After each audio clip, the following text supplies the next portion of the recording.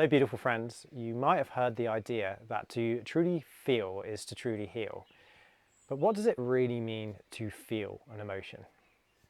Surely it's our birthright. Surely it's our natural state to feel emotions, because whatever we are experiencing within our direct experience is what we are feeling. And that can come with any kind of different emotion, from sadness to resistance to anger to pain to happiness to joy, just whatever we're experiencing, right? So what does it mean to truly feel to then heal? How would feeling these emotions allow them to heal them, essentially? So the idea is not to get rid of them, and that's the point. So it's actually the resistance is the block between healing and feeling. Imagine it's almost like the doorman, the guy that stood on the door that's not allowing you to come into the venue, as an example. So if you're resisting an emotion, so let's take sadness as an example. Maybe you're going through something sad, and instead of actually sitting there and feeling the emotion, there's resistance to that. So you might try and distract yourself. You'll try and come up into the mind, or you might try and distract yourself by keeping really busy, or you might try and block it down. You might try substances. You might try and just basically hide that emotion from your direct experience. So to truly heal, what we have to realize is that there is safety in the present moment. And it's this safety that essentially allowed you to pass through resistance, because the moment is always open, it's always free, and it's always allowing. But we forget that, and we're not aware that that's actually the nature of our experience.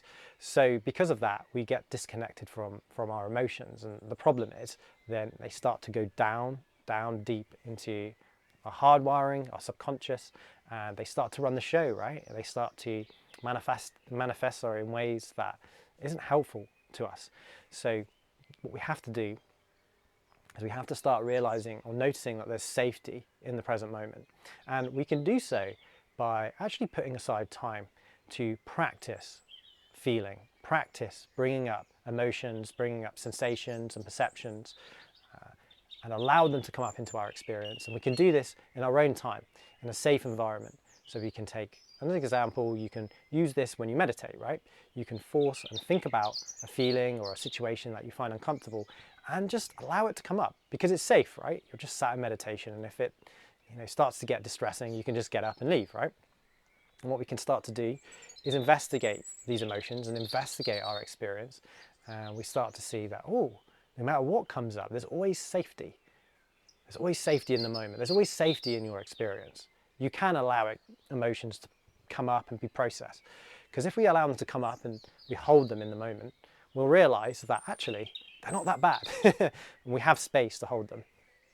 And we can be curious about them and say, okay, well, what is your true nature? And we'll start to investigate it, and we start to see that these feelings, these thoughts, these emotions, they're actually made up of a substance, and they're made up of emptiness. And this is an insight that we can have through direct experience. We can start observing what is pain made up of, and we start investigating it and analyzing it, and we realize that there's safety in pain, and we realize that actually the nature of pain in and of itself within our experience is made up of emptiness. It's made up of the same awareness that is aware of the pain. It's kind of trippy, right?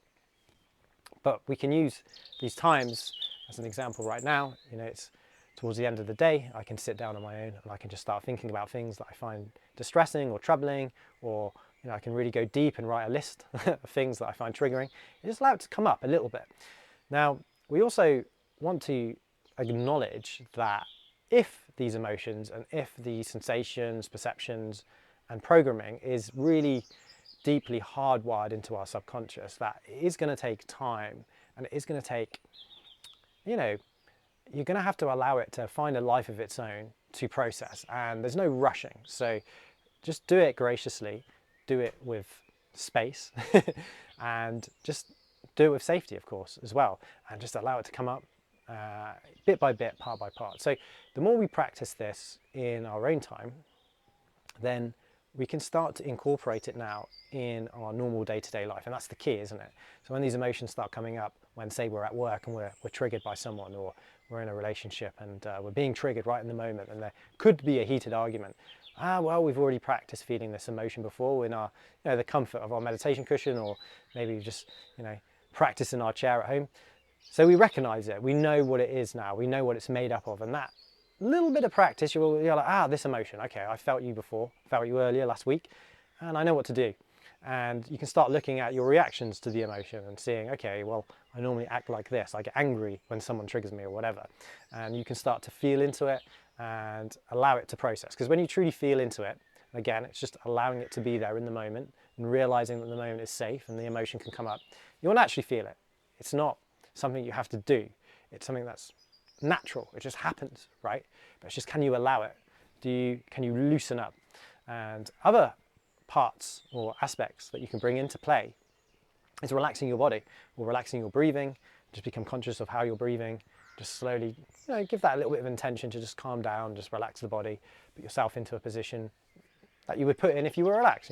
Relax the shoulders. Even though your body might resist that a little bit, you just practice that and start to train yourselves under stress, because it's all a practice, it's all training, and it's all just part of slowly softening and allowing emotions to come up, feeling them, healing them, and becoming liberated.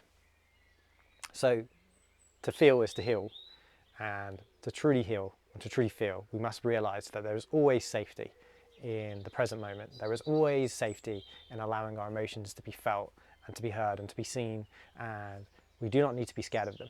And actually, that is the insight, that is the trick. When we finally sit down, we finally face them, we finally stop reacting to them, stop running away from them, we realize they were never that bad. And that's kind of the first step to truly liberating oneself. Thank you so much for making it through to the end. I hope you found this video useful. There is, I feel, a bit of a healing revolution going on at the moment, and it's a beautiful thing to be part of this movement.